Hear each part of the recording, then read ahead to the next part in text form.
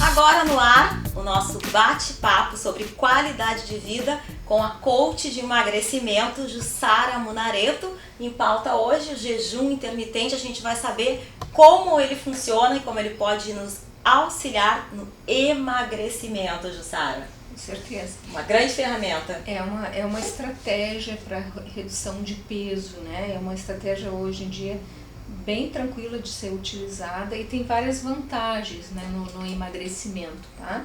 Então ele ajuda muito na redução do estoque de gordura, tá? Porque muitas vezes a pessoa faz uma dieta restritiva, ou seja, ela diminui a quantidade de calorias e muitas vezes a redução da quantidade de calorias faz ela perder músculo junto, né? Então a restrição, o jejum intermitente faz com que ela fique algumas horas em que ela não come e algumas horas que ela come.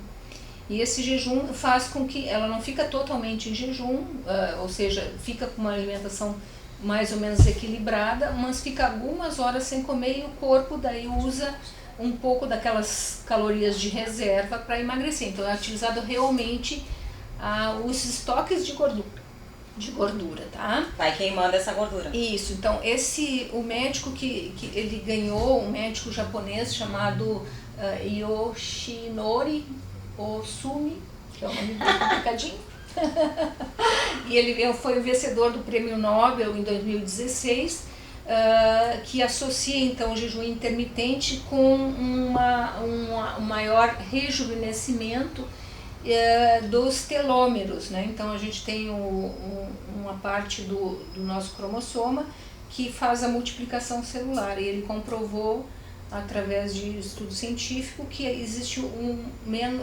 aumento então da longevidade por aumento desses telômeros. Então, ou seja, ficar algum tempo sem se alimentar, dando ao corpo a oportunidade de se renovar, né? Aumentar então as células as células de renovação, faz com que isso aumente a longevidade, tá? Então a produção, o que acontece assim quando a gente fica sem se alimentar? Então o corpo fica sem a glicose e ele passa a usar o que a gente chama de corpos cetônicos, né? E esses corpos cetônicos, eles têm vamos dizer assim, uma ação energética muito mais alta. Então, assim, ele produz muito mais calorias, então isso melhora a memória, melhora a disposição. Então, ao contrário do que a pessoa pode pensar que eu vou ficar sem comer e eu vou ficar sem energia, sem disposição, vou ficar fraco, é o contrário. Acontece justamente o contrário. Isso melhora a memória, melhora a disposição, porque vai estar à disposição como se fosse uma gasolina de alta octanagem, né? Ou seja, ele vai receber energia de corpos cetônicos que são muito mais ativos e dá muito mais energia. É como se usasse uma reserva. Ele usa um tipo de substância que tem uma ação energética maior do que a glicose. E isso atua sobre o cérebro, melhorando muito a disposição, o ânimo, né?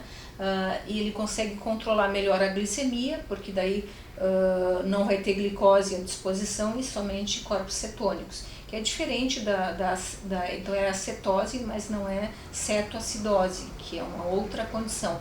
Então só ocorre a cetose, tá? Então isso melhora então a disposição. Existem vários protocolos relativos ao jejum. Era isso que eu queria saber, né? Isso. Como então, na assim, prática funciona. Na prática. Então tu podes ficar 12 horas sem comer, tu podes ficar 14 horas sem comer, 15, 16, 18 e até 24 horas sem comer. Nossa, Jussara. Sem nenhum problema, tá? Sem estresse.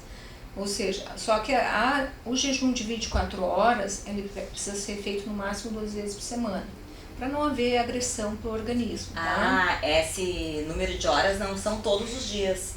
Pode ser até todos os dias, tá? Então esse de 12 horas a gente não faz, por exemplo, tu vai jantar às 8 da noite e vai acordar às 7 da manhã, então tu fizeste algumas horas de jejum, 11, 12 horas, se tu jantou às 8 da noite e toma o café da manhã às 8 da manhã, tu ficou 12 horas sem comer.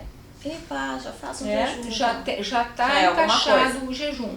Então, às vezes, para a pessoa se acostumar, o ideal é ir começando devagar. Começa com 12 horas, depois vai para 14 horas e 16.